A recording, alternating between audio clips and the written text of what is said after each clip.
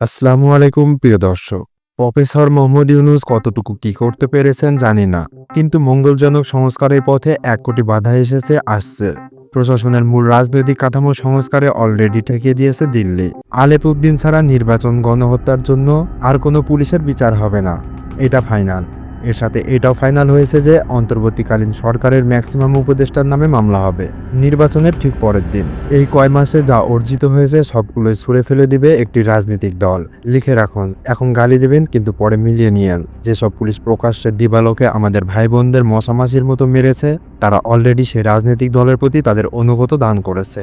আপাতত ৫-১০ বছর তারা সেই দলের খুনি হিসাবে কাজ করবে বলে ওয়াদাবদ্ধ। ডিসেম্বর নির্বাচনে আত্মবিশ্বাসী ওই দলটি এই জন্যেই। দিল্লি থেকে নির্দেশ আসে পুলিশ ও প্রশাসনের শীর্ষ পদে, যেখান থেকে ওই দলটির হয়ে ছড়িয়ে পড়েছে। ২০০০+ মানুষ হত্যার জন্য পুলিশের একটি লোমও ছেঁড়া যাবে না, কিন্তু খুনি পুলিশ সদস্যদের প্রকাশ করার জন্য ইউনূসকে জেলে পাঠানোর আয়োজন করা হয়েছে দিল্লির ইশারায়। ডক্টর ইউনূসকে ২৪ ঘন্টা নজরদারিতে রাখা হচ্ছে। ছাত্র সমন্বয়কেরা প্রত্যেকেই হয় অপঘাতে মরবেন নয়তো জেলে পচবেন। সবকিছুই সাজানো শেষ, এখন শুধু নির্বাচনের অপেক্ষা। নির্বাচনটা হলে দিল্লির খয়ের ছেলেরা নরকিয়াতের নতুন রূপ দেখাবেন। যাদের জীবনের বিনিময়ে সেই দলের শীর্ষ পর্যায়ের নেতাকর্মীরা মুক্তি পেয়েছেন, তাদের বুকের পাঁজরে উপরে উঠে নৃত্য করবেন। আরও লেজের ওপরে ফ্যাসিজম কায়েম হবে। ১৬ বছরের বিনিয়োগ আকাটা মুরব্বীরা সহজে নষ্ট হয়ে যেতে দিতে চায় না, আর তাদের নতুন সহযোগী সে দলটি।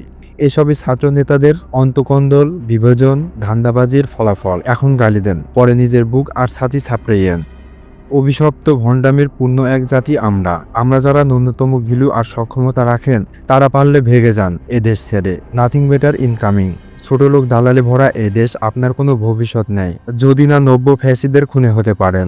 আমার খারাপ লাগে এই দেশের জন্য। ডক্টর ইউনূসকে বাঁচানোর জন্য অনেকে দাঁড়াবে, অনেক পাওয়ারফুল এন্টিটি হুঙ্কার দিবে, কিন্তু বাংলাদেশকে বাঁচাতে হলে এদেশে নিবেদিত কিছু প্রাণ, কিছু সাধারণ মানুষ ছাড়া আর কেউ নেই।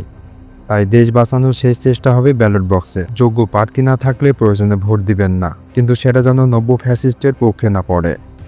ভিডিওটি ভালো লাগলে একটি লাইক, কমেন্ট এবং শেয়ার করবেন, এবং আমাদের চ্যানেলটিকে সাবস্ক্রাইব করবেন। আপনাদের লাইক, কমেন্ট, শেয়ার এবং সাবস্ক্রাইব নতুন কিছু ভিডিও বানানোর জন্য আমাকে অনুপ্রাণিত করবে।